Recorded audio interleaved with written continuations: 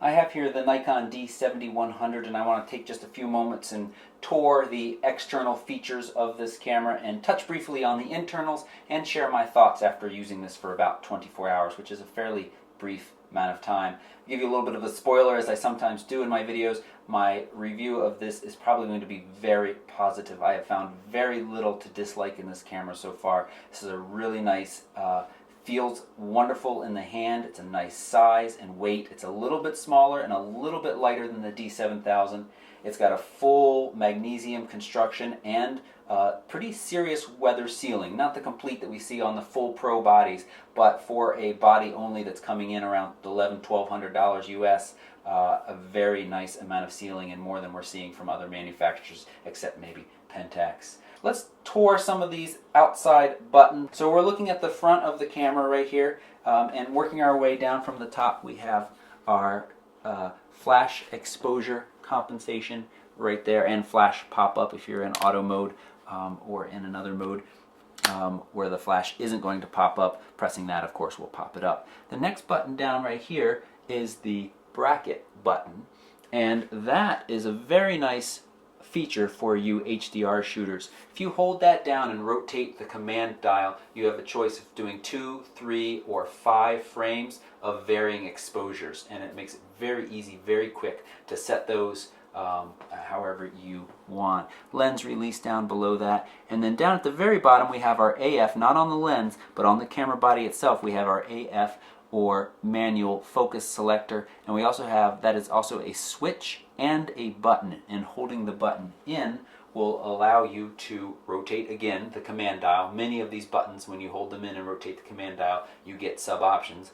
Will allow you to rotate through your different types of focus settings, like continuous or single shot. The top dial, we've got a new little locking mechanism on the top dial. You have to hold that down to rotate the dial, and we have all of our standards. It is a 360 dial. It will go all the way around.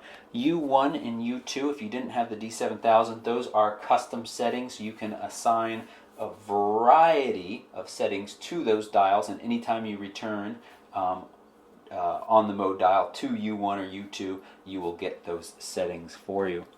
Underneath of the mode dial, let's turn it a little bit, is our shooting mode. We have our single shot, our continuous low, continuous high, quiet, and it is quite quiet, much quieter than the D5200 I found. We have our time, and we have our mirror lockup. Again, deep in the menu, very customizable options for several of those, including the continuous low. You can set from anywhere from 1 frame a second all the way up to 6 frames a second. The continuous high, you get about 6 frames per second in your normal mode. Then the Nikon D7100 offers that crop mode 1.3. That's on top of the camera already cropping, because it has a cropped sensor. So you're almost at 2x crop, and at that mode you can get a little bit faster of a burst rate. And so that's very nice for sports shooters, wildlife photographers. When you're in that crop mode, your focus points are also filling the frame. So basically you have 100% coverage filling the frame. Let's talk about the back of the camera now. We have a lot of multi-purpose buttons back here. We of course have the delete and the playback. We'll show you your last taken image. Menu brings up your menu system. This menu system looks very similar to the D5200, except for there are a lot of very, what I call, professional features, like the micro adjust for your autofocus with different lenses. And some of the annoyances, like a little annoyance of mine of the D5200 was once you started an intervalometer, there was no way to stop it, save turning the camera off or rotating the mode dial. Now with this camera, you can pause it, and you have options all within that menu system while that intervalometer is running. That's minor and a little bit quirky, but for people who like to shoot time lapses, that's quite nice. Then moving our way down, we have our help menu, and it's also our rate or protect button for protect images. We have our quality setting. If you hold this down and rotate the command dial, you can navigate through the top there, and I'm not sure how well that's coming through on the other camera, but you can see whether or not you can set RAW, JPEG, RAW plus JPEG, all of those. Same down here, we got our magnification. That can be used in live view, or it can be used to zoom in on images after you've taken them. Or if you're shooting, you can hold it down and you can rotate through the quality level of the image, whether or not you want fine or basic JPEG images. Next below that is ISO. That allows you to rotate through ISO. And in the menu system, you can go ahead and set an auto ISO and have some fairly granular control over that setting as well. And then at the bottom of the screen is the I button, which brings up the info. And this is very similar to the D5200 menu, except I like that it's got this little kind of comic strip pop-up that gives you a full explanation of what these are.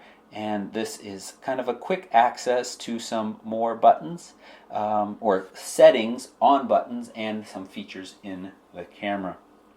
Over on the right hand side we have the AE. This is your exposure lock, or it can be used for your autofocus lock, or it can be used as your back button focusing.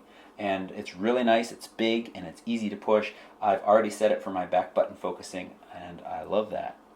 We have the command dial, the main command dial here, and on the front, we'll look in a second, is the sub command dial.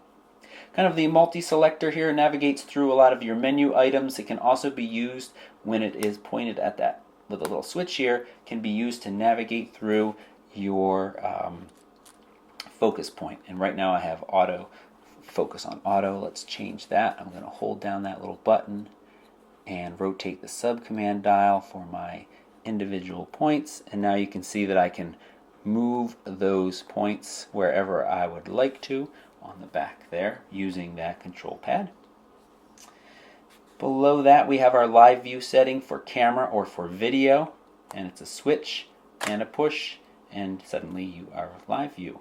And then with that running, you can press the I button and cycle through some kind of information and get your quick access to some settings. Since I just switched it into video, I can switch back here. And you have quick access to many of those same settings that were across the bottom a second ago. They're all there now. And I'll press I again to cancel. And pressing info will navigate through various overlays on the screen as well. I think that's it for the back of the camera.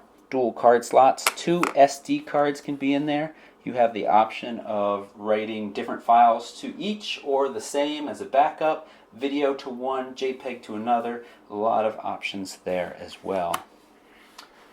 On top of the camera, we of course have the on-off switch, the shutter button, your auto exposure, your record button. You can also set the shutter button to start recording, and your metering mode. Notice there's a little red format next to that, and there's a red format on the back next to the delete button. If you hold both of those down at the same time, you can reformat a card when you're in the info mode.